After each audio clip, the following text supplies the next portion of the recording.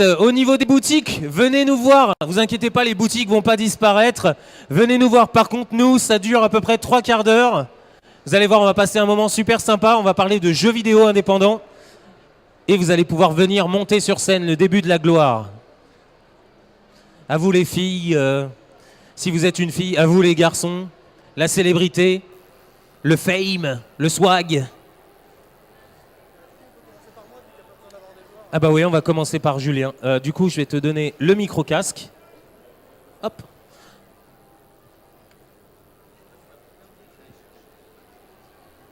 Merci. Tiens. Alors attends, je vais te le mettre.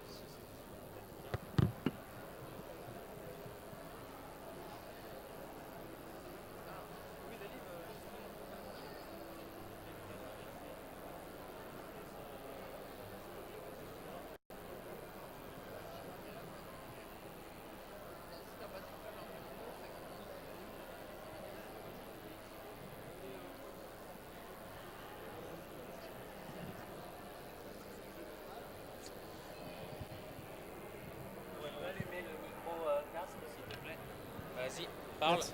Ouais. Oui, c'est bon. Voilà. Stop.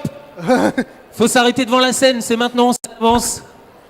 Et on va commencer avec Julien, le Bonjour. vrai Julien. Je vous expliquerai vrai, après c'est ça. pourquoi. Voilà, donc S'il y a on quelqu'un va d'autre parler... ici qui s'appelle Julien, c'est pas le vrai. Non, pour la petite histoire, en fait, je pensais que Julien, c'était quelqu'un d'autre de l'équipe de Sweet Arsenic. Et là, j'ai rencontré le vrai Julien. Voilà. La légende. Alors, on est parti pour une session live test. Et du coup, Julien, je te laisse te présenter et puis tu vas nous présenter ton jeu. Alors, le jeu est encore en cours de développement. Ça va être le seul jeu que vous ne pourrez pas venir essayer avec nous. Donc voilà, mais vous pouvez l'essayer en tout cas sur l'Indie Game Zone. Exactement. Sur une autre version. Exactement. Alors, je t'écoute. Parle-nous de Résilience. Eh ben, donc Résilience, c'est un jeu de stratégie, comme ça ne se voit pas encore tout à fait là sur ce menu. Oui. Puisque le jeu se déroule en 2 parties. Chaque niveau se déroule en 2 parties. La première est une partie stratégique où nos conseillers nous donnent leur opinion sur le niveau qui va suivre. Et ça permet aux joueurs de prendre des décisions, notamment ici en ce qui concerne l'arbre de technologie, le chemin à suivre, quelle stratégie employer, etc. Donc c'est une partie qui est vraiment posée, qui n'est pas en temps réel. Je vous la passe assez vite parce qu'il y a des choses à lire et que là on est sur scène, donc c'est pas trop l'intérêt. Mais l'idée, voilà, c'est que il y a beaucoup d'éléments du niveau qui peuvent être anticipés. Et il vaut mieux le faire du coup parce que y a pas mal de choses assez compliquées qui arrivent ensuite. Donc l'idée c'est qu'on est responsable du destin de 2000 personnes qui nous suivent et dans chaque niveau il faut les faire aller d'un point à un autre en les guidant. Ici je vais choisir de les faire passer par ce chemin là par exemple. Et donc ces 2000 personnes, elles bougent en permanence, ce qui veut dire que comparé à un jeu de stratégie normal, il n'y a pas de base. On peut pas turtle, on ne peut pas construire des bâtiments, rester bien à l'abri derrière ses défenses. On doit en permanence, alors éviter de laguer si c'est possible, on doit en permanence se mettre en danger. Donc ça c'est le niveau. Le style ici est un peu BD. Vous verrez dans les dialogues, ça se passe avec... Je voulais t'interrompre justement, c'est vrai que le style graphique et la direction artistique, tu vas peut-être pouvoir nous en dire un peu plus. C'est ça. C'est un auteur de BD en plus qui a fait ça. C'est un auteur de BD exactement qui est notre directeur artistique, Fabrice Druet. Pour ceux qui lisent les Chroniques de la Lune Noire, il s'est occupé de Métraton qui est un spin-off. Et donc c'est un type avec beaucoup de talent, beaucoup d'expérience. C'est son premier jeu vidéo, mais en termes d'illustration, c'est pas un débutant. Donc voilà le début de notre foule, mais vous allez voir les 1997 survivants qu'on va contrôler, ça s'étale sur une assez grande distance. Et donc du coup, lui, il a fait beaucoup d'illustrations. Ces illustrations, vous les avez vues dans la partie précédente. Et ici, on a essayé de reprendre son style et de l'appliquer en 3D. Alors, c'est pas vraiment du cel shading, c'est vraiment juste de la texture dessinée. Vous pouvez voir les traits ici. Et donc voilà, notre foule ici qui avance, je peux détacher des escouades de cette foule de cette façon-là pour aller leur faire accomplir des missions parce que cette foule-là, comme vous pouvez le voir ici en haut de l'écran, elle a besoin de se nourrir. Par conséquent, je peux aller chercher de la nourriture. Par exemple, une station-service, c'est idéal. Là, elle a l'air abandonnée.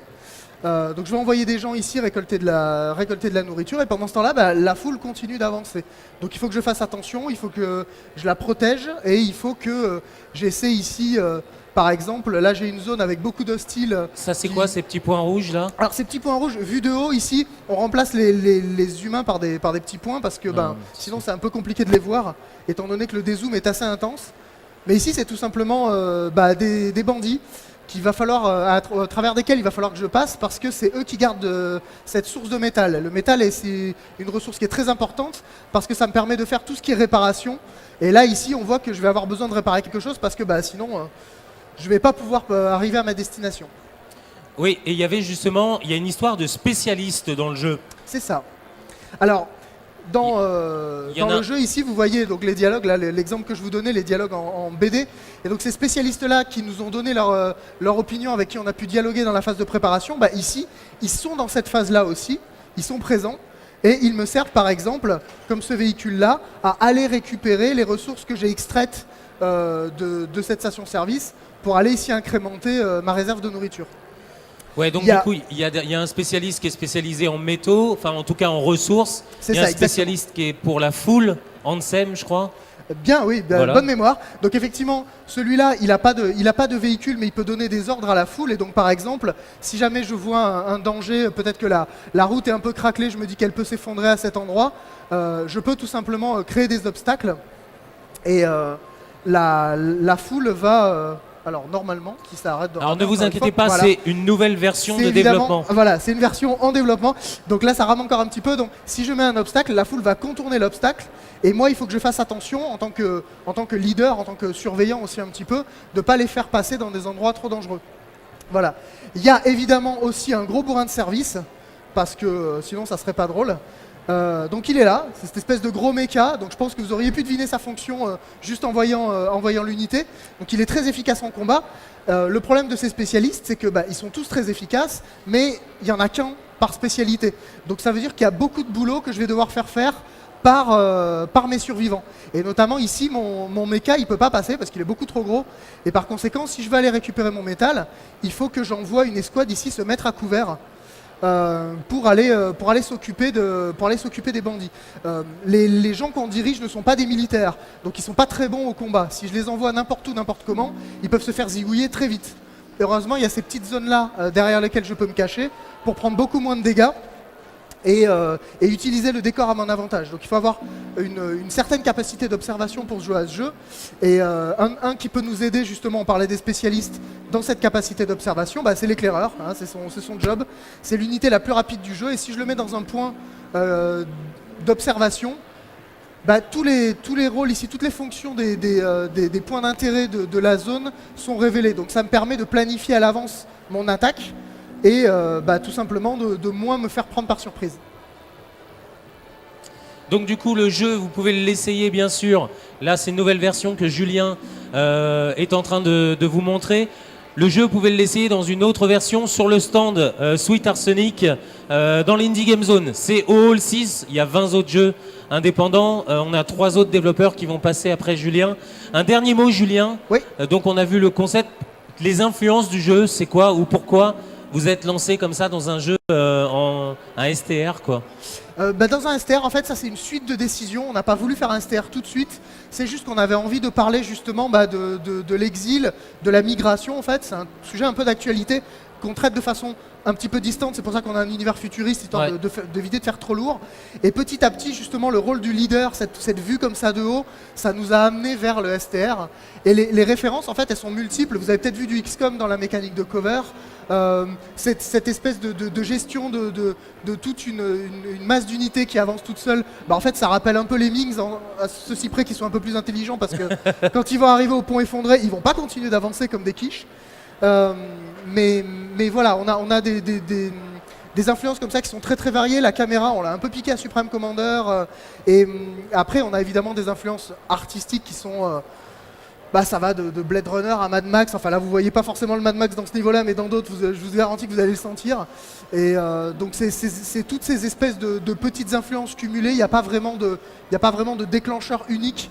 Il y a une série de conclusions qui nous ont amené à cette espèce d'hybride entre stratégie et survie. Oui, parce qu'en fait, c'est tout un univers. C'est-à-dire que là, c'est un premier épisode, vous commencez à raconter l'histoire et développer votre mythologie. Et je crois que Michael m'avait expliqué, Michael Bondu, que vous pouvez rencontrer sur le stand, m'a expliqué qu'en fait, il y avait des projets aussi derrière. C'était la première étape d'un projet un peu plus gros. C'est assez intéressant, même dans un jeu qui... Alors, ce jeu-là est narratif pour un STR. Pour autant, il n'y a pas des dialogues d'un quart d'heure, c'est pas Planescape Torment. Mais même dans un jeu où il n'y a pas énormément de dialogues comme ça, c'est très intéressant de creuser l'univers en profondeur, parce que ça nous permet de faire émerger des choses qui sortent un petit peu du cliché. Et du coup, cet univers-là, on l'aime bien, on tourne un peu autour et on a pas mal d'idées de jeux pour l'exploiter. Alors après, il faut pas avoir les yeux plus gros que le ventre, hein. On fait un jeu d'abord, on verra après. Mais effectivement, c'est très intéressant quand on a des créateurs comme Fabrice, quand on a des auteurs comme on les a. Moi, j'ai travaillé aussi un petit peu en tant qu'auteur. C'est intéressant justement cette création-là, parce que en termes de gameplay, de graphisme, de son, etc., il y a des tas de choses qui émergent. Il y a pas mal de nouveautés, des choses qui sont assez originales, ne serait-ce qu'en termes de jouabilité, qui ont émergé juste de l'univers qu'on a créé. Juste une petite preview là pour vite fait, dernier truc. Oui. Vous voyez ici là, toutes les ressources du jeu, il n'y en a pas beaucoup. Le métal nous sert à la construction, la nourriture sert à donner un espèce de timing à la foule. Et cette troisième ressource change en fonction du monde dans lequel on est. Et ça change le gameplay pour correspondre au scénario en fait. C'est un gameplay qui porte des valeurs scénaristiques. Eh bien, merci à toi, Julien. Voilà, merci vous pouvez beaucoup. retrouver Résilience, le jeu de Sweet Arsenic, sur l'Indie Game Zone Hall 6. Merci à toi. Qui veut... On a donc 3 autres développeurs. J'ai besoin de quelqu'un devant la scène. Bravo. Notre ami le panda. Pandi, panda. Ah non, c'est pas un panda. Viens me voir. On passe sur le côté. C'est quoi ton style de jeu? Comme ça va déterminer la suite. RPG.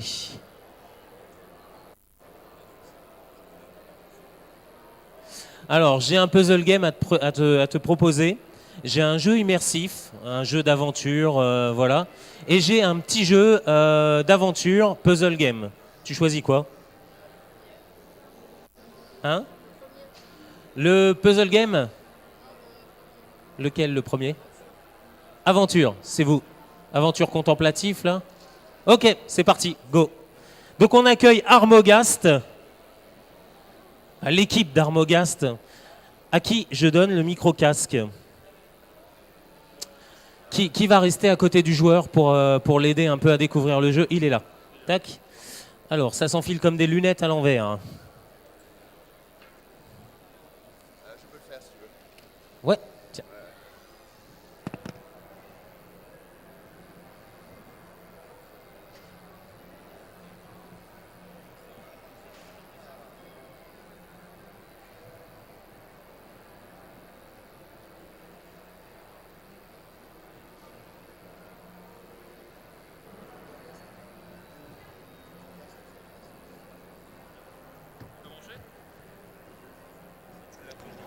Voilà, je teste. Ah, superbe. Good morning, TGS! Oh, ça y est, il met l'ambiance. On sent le mec qui a fait de la radio quand même. Bon. Des petits secrets, des petites anecdotes. C'est bon. Bah, vas-y, présente-toi. Alors, bonjour tout le monde. Bonjour tout le monde. Mon nom est Mathias Crévio, je suis du studio Armogast. On présente aujourd'hui un jeu qui se nomme A Song in the Void.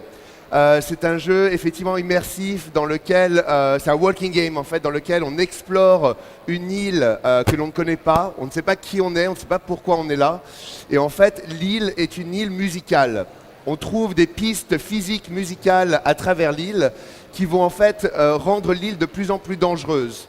Au départ, il n'y aura pratiquement pas de son, mais au fur et à mesure qu'on découvre les pistes de musique, l'eau va monter, elle va descendre, il y a des arènes qui vont commencer à se débloquer. Et au sein de ces arènes, on va pouvoir, toujours en trouvant des pistes musicales, combattre l'arène, résoudre en fait les puzzles. Et une fois qu'on les a réussis, terraformer des parties de l'île. Et ce qui va se passer, c'est que bon, pour l'instant, on est en alpha, ce qui veut dire que c'est la première île sur 5. Mais au fur et à mesure de l'histoire, on va commencer à apprendre pourquoi on est là, pourquoi la musique est si importante, et surtout, quel est notre rôle dans cette histoire. Donc j'attends qu'il se prépare. Notre jeu est fait en 3D low poly, C'est encore une fois un jeu qui se veut très épuré au niveau du graphisme. L'idée, c'est que quand on joue, en fait, à partir du moment où on joue généralement en casque parce que c'est la musique elle-même qui va guider le joueur. Tout est lié à la musique, ce qui veut dire que quand tu vas voir l'eau qui va monter, descendre, quand tu vas voir les choses qui vont se modifier, c'est généralement au beat de la musique, surtout dans les arènes. Voilà, donc pour commencer, il y a des fonctions très simples au niveau de la manette. Sur le joystick gauche, en fait, c'est juste pour se diriger, avancer, reculer, streamer sur les côtés. Le deuxième joystick, c'est l'angle de vue en fait du joueur. Voilà, comme ça après tu peux avancer et jouer sur les deux. Et A ou la gâchette en bas à droite pour sauter. C'est les seules commandes du jeu. Et j'ai notre cher Antoine Baconin ici, développeur et ingénieur son, Qui va pouvoir t'aider. Voilà, montrer. Donc là, comme vous allez le voir, je vais essayer de ne pas être devant l'écran. Donc là, on est sur cette île. Le joueur donc découvre un petit peu ce qu'il y a autour, voit qu'effectivement, s'il tombe dans l'eau, ben, il va mourir. Malheureusement, oui, l'eau est mortelle. Et ça, on le découvre après, ça. Exactement. En fait, il y a plein d'éléments mortels sur l'île, mais généralement liés à l'ambiance de l'île. Là, il se trouve que c'est une île aquatique, donc à partir du moment où on tombe dans l'eau, on est mort. Donc il a... Voilà, donc là il a pris en fait la première piste et deux choses se sont passées. Il y a un thème musical qui s'est lancé, déjà avec des premiers instruments, et une voix s'est élevée. Il se trouve que c'est une voix d'une intelligence artificielle qui est sur l'île, j'en dis pas plus, mais déjà en fait ça fait partie du narratif du coup du jeu. Donc là l'eau est en train de monter, voilà, parfait, il est en train d'éviter, c'est très bien. Et vous remarquerez qu'il y a ces arènes donc, qui sont implémentées sur l'île. À partir du moment où il a pris la première piste, la première arène a commencé à bouger pour montrer qu'elle est activée. Donc là, l'eau est montée, il va essayer d'éviter d'aller... Ah oui, non, parfait, très bien, il a survécu. En fait, il est monté du coup sur la plateforme qui va l'emmener dans l'arène. Voilà, donc là, un petit temps de loading. Alors, le loading est temporaire, on est désolé. On voulait être prêt pour aujourd'hui, du coup, on avait un truc beaucoup plus beau, mais on a fait quelque chose de rapide. Voilà, donc là, le joueur va se trouver devant une première sphère. Hop. Et lorsqu'il va la prendre, cela va révéler en fait la première arène. Donc là, il est au sein de l'arène. Il y a un environnement dans l'arène. Si la première, c'est une sorte de petit tuto pour apprendre à jouer. Et au fur et à mesure qu'il prend les pistes de l'arène, la musique va changer. Et du coup, il y a des pièges qui vont s'activer dans l'arène. Plus on prend de pistes, plus ça va compliquer en fait l'expérience de l'arène. T'appelles ça comment? C'est des pods, c'est des balises? Ce sont des pistes audio, mais nous on les appelle les sphères de musique, tout simplement. Et à chaque fois, donc du coup, ça déclenche des éléments dans le jeu qui vont te permettre d'aller plus loin. Voilà, c'est ça. Et en fait, tout l'intérêt du jeu, c'est que comme c'est un jeu immersif, l'idée c'est de reconstruire la musique. Et la musique des îles a été composée par Stanislas de Maintenan, qui est un excellent musicien, qui a du coup créé 5 thèmes de musique qu'il a décomposés en pistes. Et chaque fois, ces pistes donc sont malléables, on peut les trouver, on peut les assembler de façon complètement différente pour créer le thème.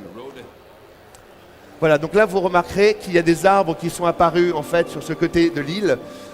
Vous les verrez peut-être au sol, mais il y a aussi des crapauds qui sont apparus. Et en fait, toute la faune et flore de l'île va commencer à s'enrichir au fur et à mesure que ces arènes sont complétées.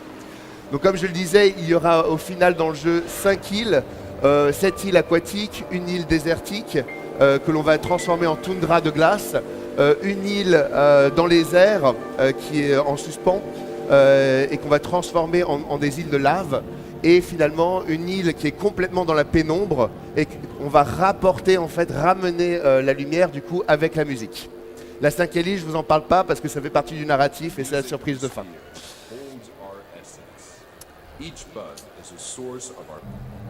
Du coup, on va peut-être terminer l'arène. Comme ça, on a bien découvert le jeu. En tout cas, si le jeu a titillé votre curiosité, je suis sûr que vous avez maintenant envie d'y jouer. Il y a aussi une chose, c'est que Mathias et toute son équipe, ils sont sur le stand. Donc si vous avez des questions à poser, donc n'hésitez pas. En tout cas, vous allez voir la deuxième arène, comment elle fonctionne.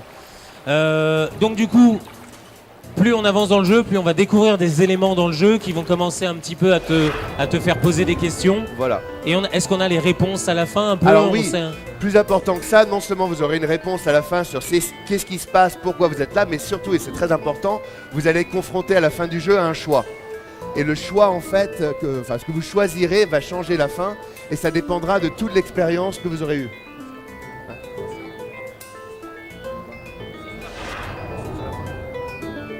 Faut pas spoiler, ouais. Ah oui, non, c'est vrai. J'ai tendance à toujours spoiler. Vous pouvez m'acheter avec du chocolat, je vous raconterai tout en cachette, il n'y a pas de souci. Voilà, il y a donc 4 îles principales et une île finale, sachant que sur chacune des îles, vous avez une dizaine d'arènes à peu près. Évidemment, les arènes deviennent de plus en plus difficiles, sachant que sur la première île déjà, bon, on est une équipe de 6 pour l'instant. Sachez que même sur la première île, moi, il y a 2 arènes. Je l'ai réussi une fois tous les dimanches à peu près. C'est pas très facile. Mais voilà, donc le challenge va montant bien évidemment. Je vous laisse écouter un peu le son. Moi, ça me fait un peu penser, alors pas à No Man's Sky dans sa globalité, ça me fait penser au moment un peu contemplatif de No Man's Sky. Tu sais, où tu t'arrêtes juste pour regarder un paysage. C'est ça. En fait, l'idée, c'est que ce jeu n'est pas là pour nécessairement avoir des ennemis partout ou devoir se battre contre tout le monde. C'est un jeu à explorer. C'est notre but à nous, c'est que vous rentrez dedans et que vous passez un bon moment juste à découvrir un nouveau monde. Évidemment, il y a une histoire et tout le but, c'est de découvrir l'histoire derrière et de vous faire en fait prendre ce choix. Mais si vous êtes rentré dedans et que vous avez vécu vraiment 5 ou 6 bonnes heures avec nous, on est content. Et puis donc du coup sur le stand, c'est là que vous vivez la meilleure expérience parce qu'ils ont des casques, de très jolis casques. Ouais. Et vous êtes vraiment en immersion dans le jeu quand vous l'essayez sur le stand dans l'Indie Game Zone Hall 6. Sur la partie jeux vidéo, vous allez voir, il y a une grande zone où il y a plein de jeux vidéo indépendants. Et du coup, vous allez pouvoir essayer le jeu A Song in the Void dans les meilleures conditions possibles. Là, c'est vrai que sur scène, c'est toujours un peu plus spectaculaire mais moins immersif. Mais du coup, vous allez pouvoir un peu rentrer comme ça dans l'univers du jeu. Est-ce qu'on se fait un dernier niveau du coup? Est-ce que tu as d'autres choses à rajouter? Des choses qui donneraient envie d'essayer? Allez. Moi je veux juste transmettre ceci. Ça fait depuis à peu près 5 ans maintenant que notre studio veut faire un jeu musical. On est à la base, on s'était lancé sur du mobile, qu'on a assez vite abandonné. Maintenant on est sur un jeu PC, ça fait 1 an qu'on est sur ce jeu. On est complètement amoureux de ce jeu. C'est-à-dire qu'on est dans ce truc indie où on est en train de bosser sur le jeu, on n'a pas envie de le lâcher parce qu'on l'adore. Il y a 3 îles qui sont faites. Aujourd'hui, on n'en a qu'une seule qu'on veut vous montrer parce qu'elle est propre, parce qu'il n'y a pas de bug, enfin quasiment pas de bug du moins. Mais l'idée, c'est que on est complètement ouvert aussi à vos retours. Donc venez nous voir et s'il vous plaît, si vous avez des idées, si vous avez des retours à nous donner, on serait très content de les entendre parce que ça nous permet d'enrichir ce monde. Et si à un moment donné, vous aimez autant ce monde que nous, on sera très très heureux encore une fois. Donc j'ai hâte de vous y recevoir. Comme l'a dit finalement Peter, on est avec les jeux indés. C'est des jeux très très très très très cool, mais avec un très très très petit budget. Donc n'hésitez pas à venir nous voir et de tester le jeu du coup. Merci beaucoup Mathias. Merci Peter. Bravo. Tac. Yay.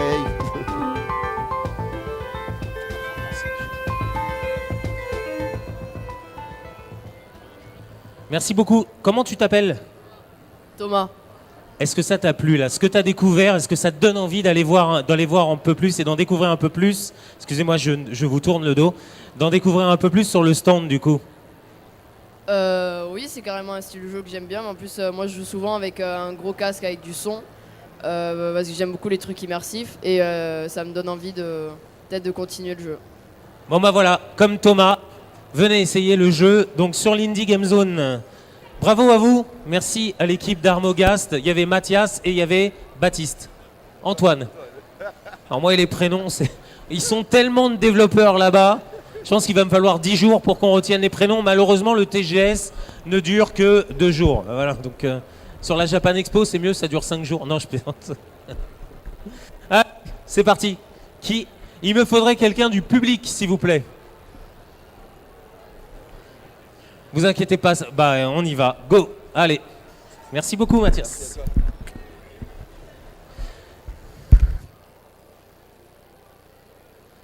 Est-ce que tu es plutôt jeu d'aventure ou puzzle game? Oh.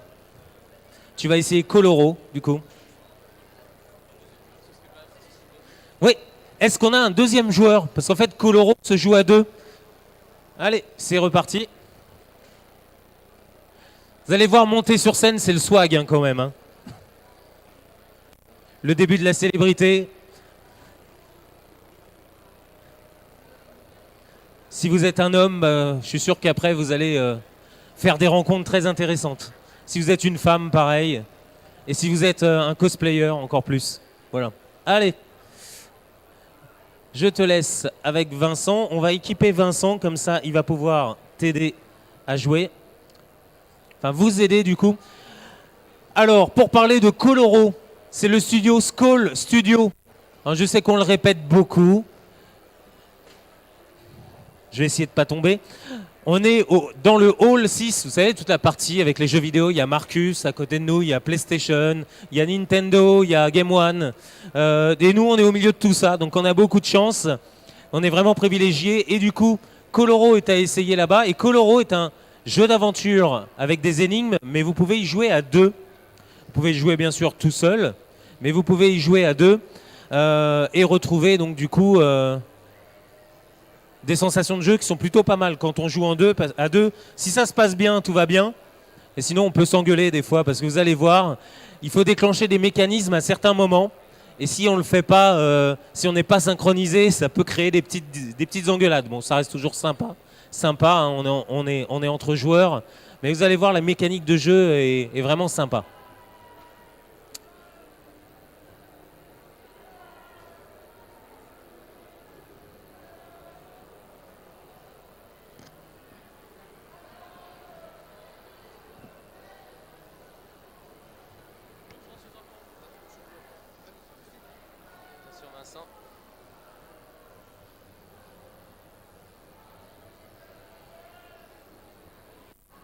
Tu peux tester, s'il te plaît? Un peu monter. Ouais, vas-y. Allô. Ouais.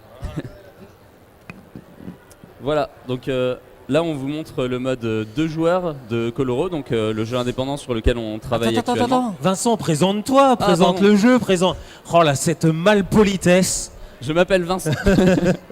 Donc moi je fais partie du studio Skull Studio. C'est moi qui m'occupe des graphismes, du game design et du level design.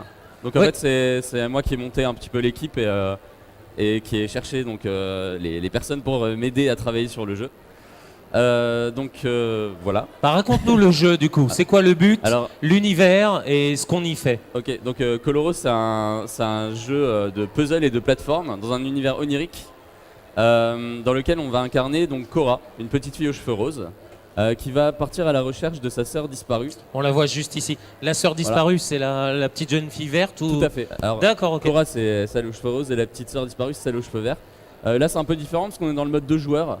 Dans le mode 2 joueurs, c'est un peu moins scénarisé, c'est une suite de puzzles en fait qui vont s'enchaîner. Après, on pourra peut-être montrer vite fait le mode 1 joueur avec la petite introduction, ce serait peut-être sympa. Voilà. Là, j'ai voulu mettre le mode 2 joueurs parce que c'est vrai qu'il y a un côté assez marrant à 2. En général, c'est beaucoup basé sur l'entraide et c'est assez fun. Je crois qu'il y a William va nous rejoindre aussi de ton équipe, comme ça il va pouvoir guider les joueurs et puis tu vas pouvoir rester avec moi. Hop, on va pas se mettre devant l'écran. Donc voilà, le but du jeu en fait c'est un jeu de puzzle et de plateforme et la particularité du jeu c'est que ça se joue à un seul bouton. D'accord. Donc, on peut que sauter, on peut pas diriger le personnage, il avance tout seul. Donc le joystick ne sert à rien, vraiment que le bouton A. À 2 joueurs, donc chacun va diriger son personnage.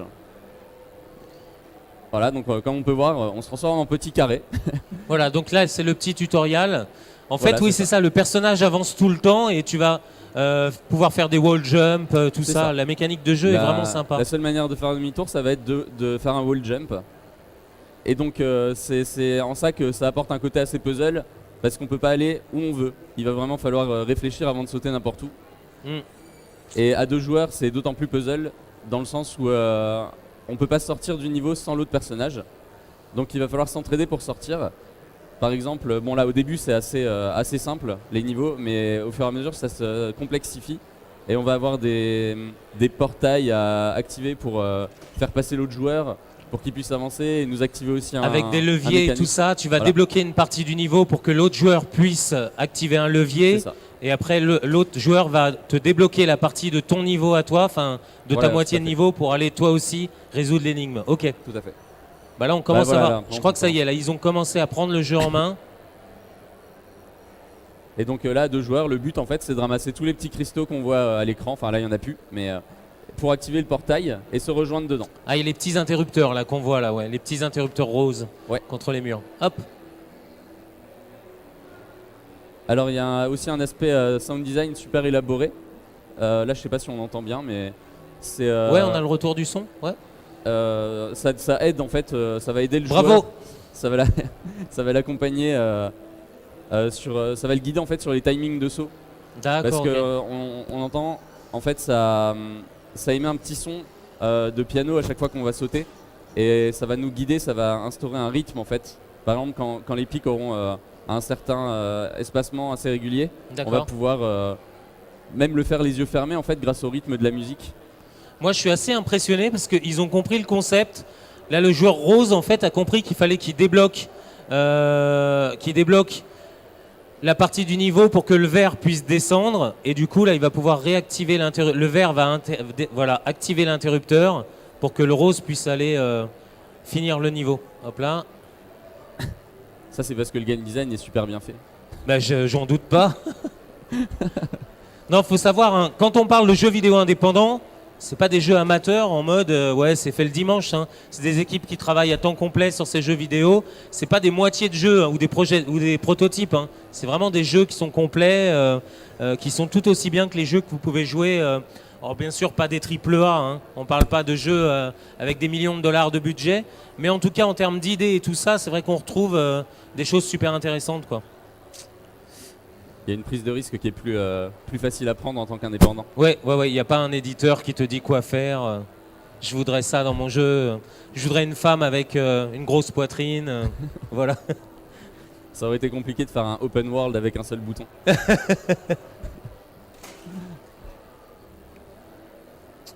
Du coup, les influences de Koloro et pourquoi vous êtes parti sur un jeu d'aventure comme ça, puzzle game.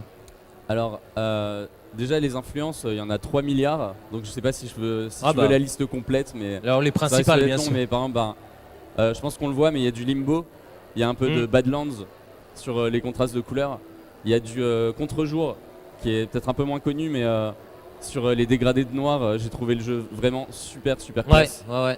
Il y a, je sais pas, un peu de Ori dans l'univers un peu fantastique. Voilà, il y a, de toute Ori façon, and il y a the 3 Blind milliards de Forest. références. Ouais.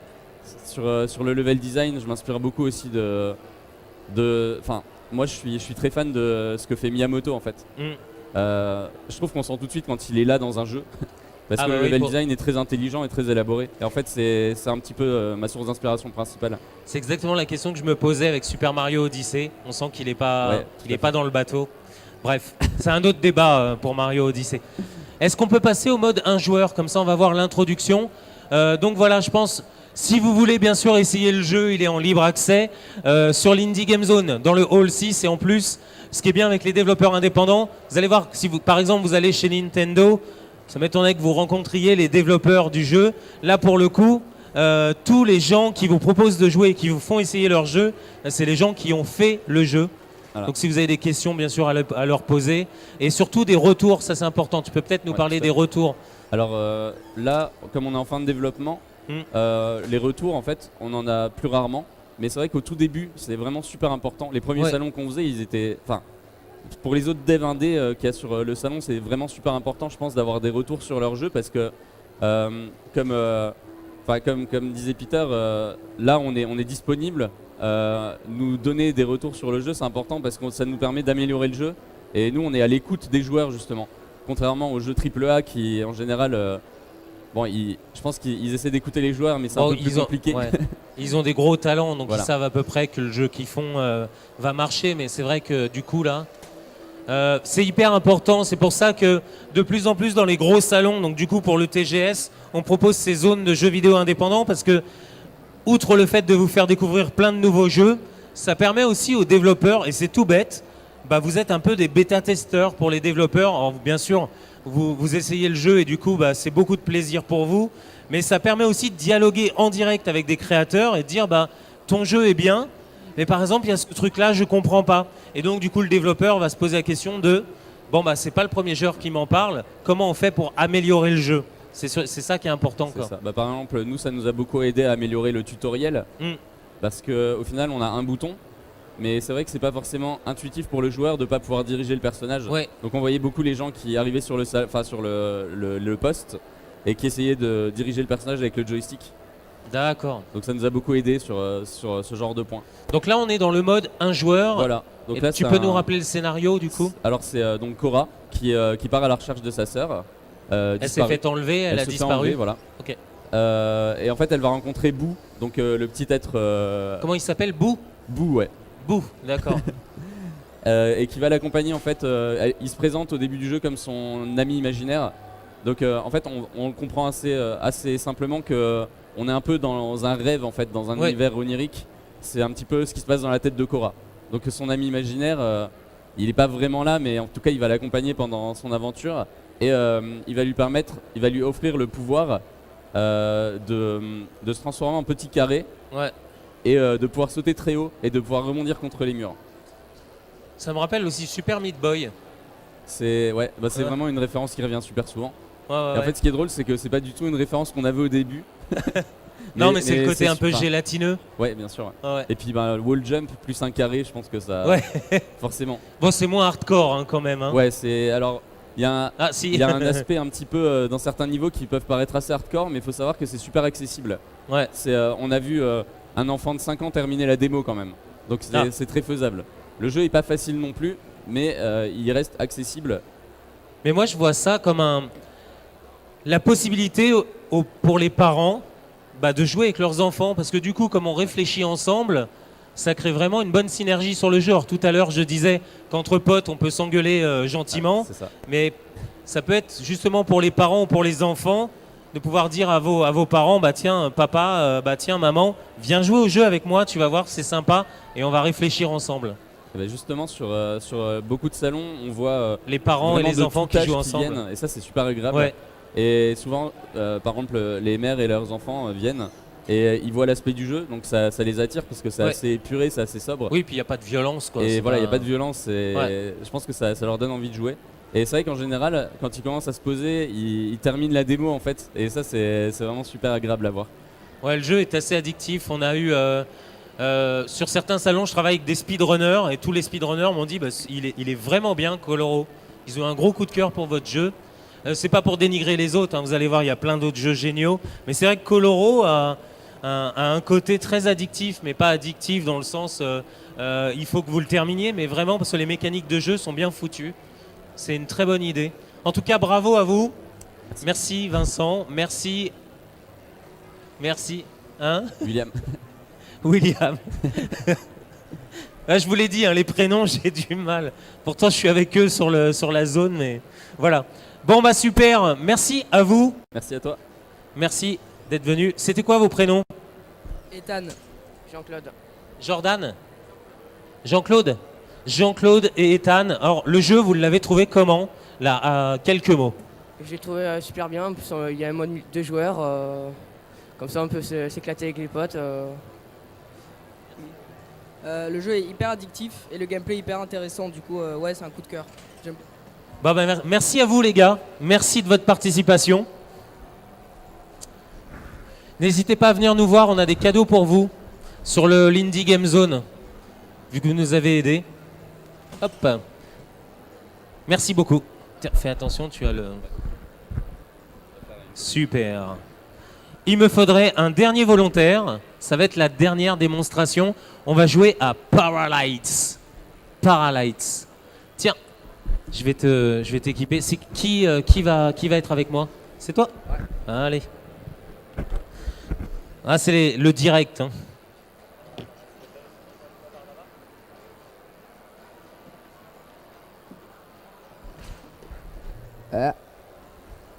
Oula. Impeccable.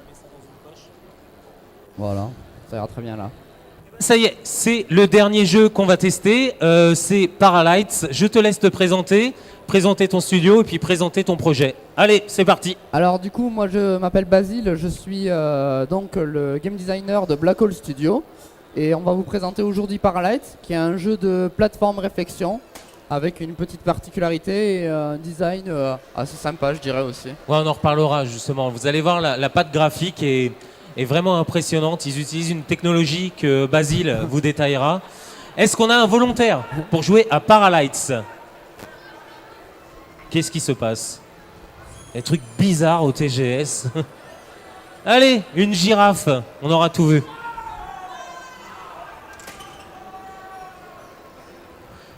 Eh, ça va les jeunes, hein, tout va bien? On vous embête pas?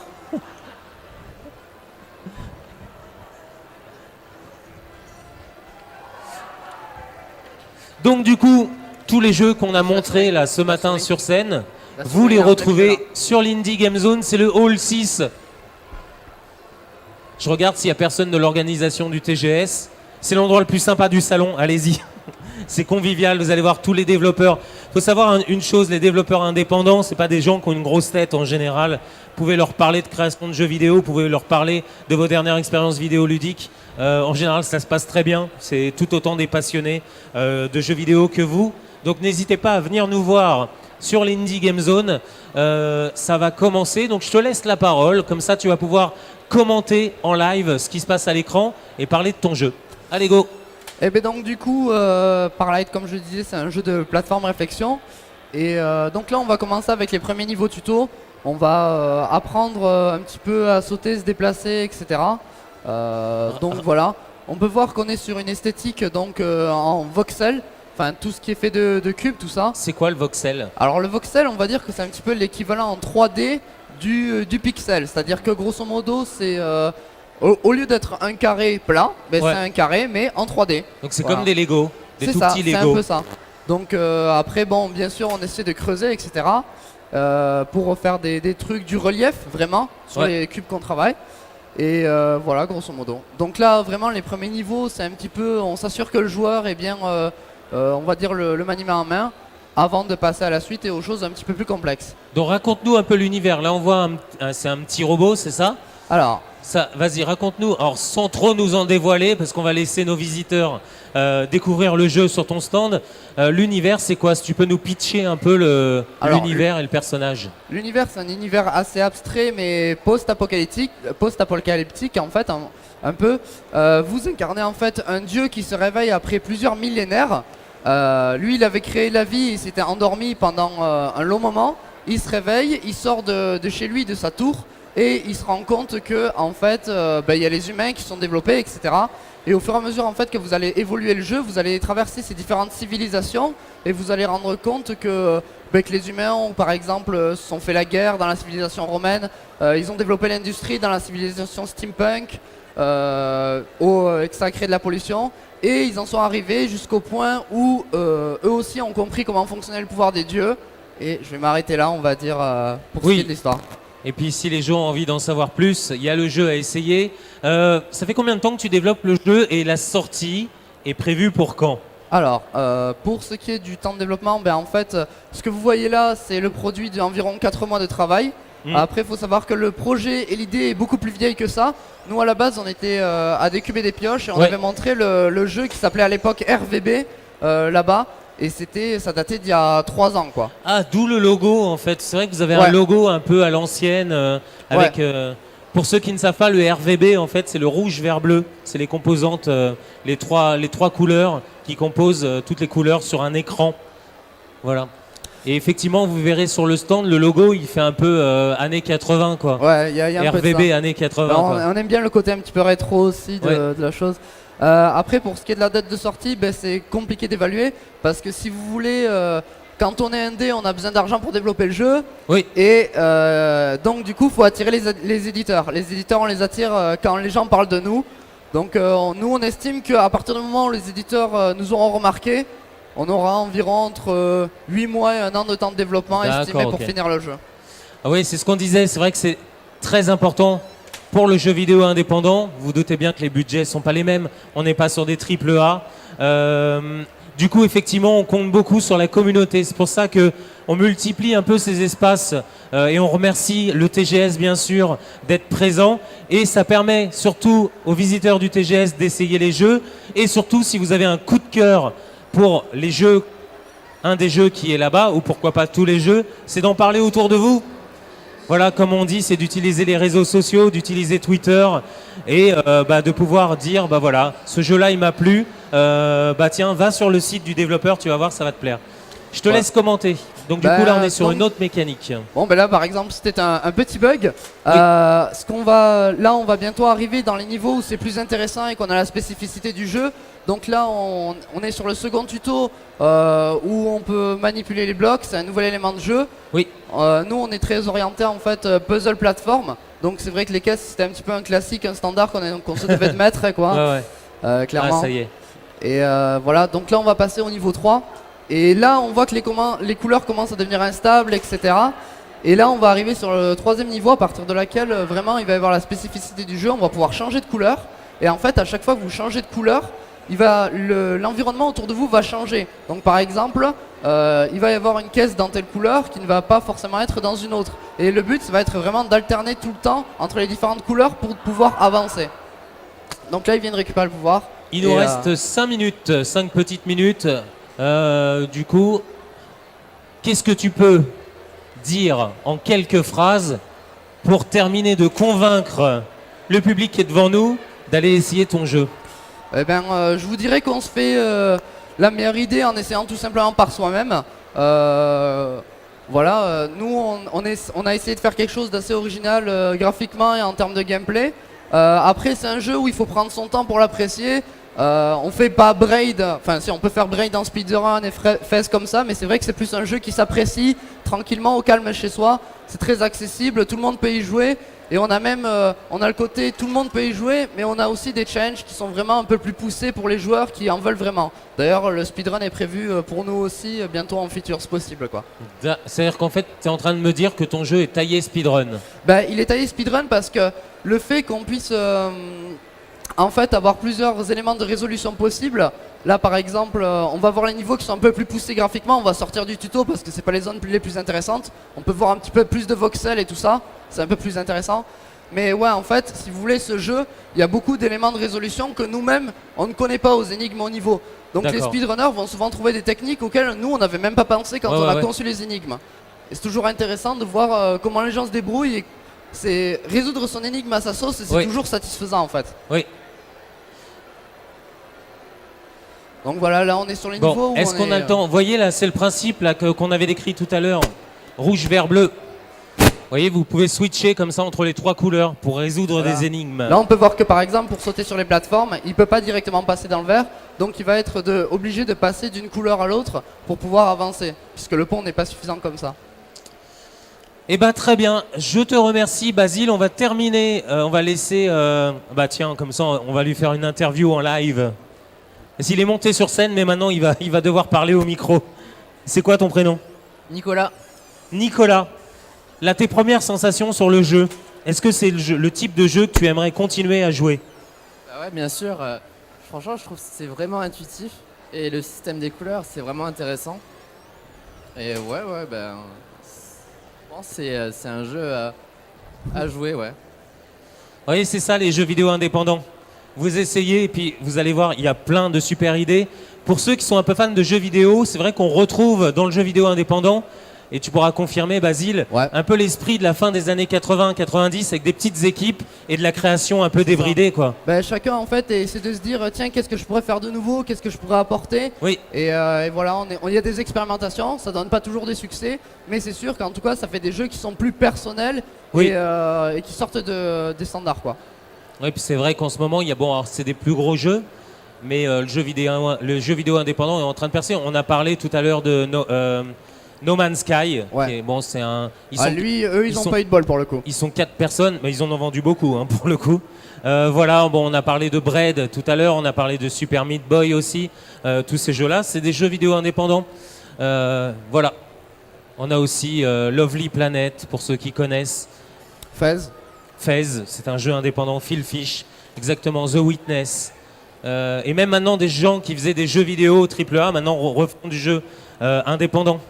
On a l'équipe de LucasArts qui a fait Thimbleweed Park il n'y a pas longtemps. Ah C'est oui. du jeu vidéo indépendant. Bon, et ben nous, on a terminé. On va vous quitter. Pas que l'envie nous manque, parce qu'on est très bien sur cette scène, mais on laisse la place aux gens qui sont derrière. C'est Nicolas. Hein. On va s'arrêter là. En tout cas, je vous encourage à venir tester Paralights et les 19 autres jeux vidéo indépendants sur l'Indie Game Zone. On le répète pas assez, c'est l'endroit le plus convivial du salon. Non, vous allez voir, c'est super sympa. Les développeurs se prennent pas la tête en plus. Et si vous avez envie de discuter jeux vidéo avec eux, création. Si vous aussi vous voulez vous lancer dans le jeu vidéo, ils ont plein de tuyaux pour vous. Merci à toi, Basile. Merci. On va te déséquiper. Tiens, éteins le micro juste avant. Et on va se faire un peu d'auto-promo. Tout à l'heure, alors c'est une petite surprise qu'on vous a faite. Merci à vous en tout cas, c'était l'équipe de Paralights. On a une petite surprise.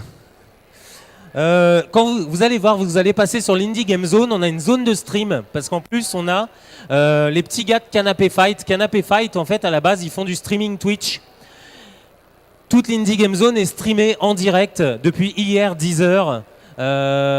Toute la journée, on stream en direct. Vous pouvez bien sûr vous asseoir sur le canapé pour tester les jeux. La plupart du temps, c'est les jeux vidéo qui sont sur l'espace Indie Game Zone. Ça, vous passez en direct sur Twitch. Et tout à l'heure, on va avoir la Canapé Fight Surprise Party. Je vous en dis pas plus, c'est une surprise. Il va y avoir des lots à gagner, il va y avoir de la bonne humeur. Vous allez voir, les gars de Canapé Fight, ils sont juste malades dans leur tête. Voilà. Allez, merci à vous. Très bonne visite au TGS. Et on se retrouve tout à l'heure. Et on laisse bien sûr la place au suivant. Voilà. Et nous, on se retrouve à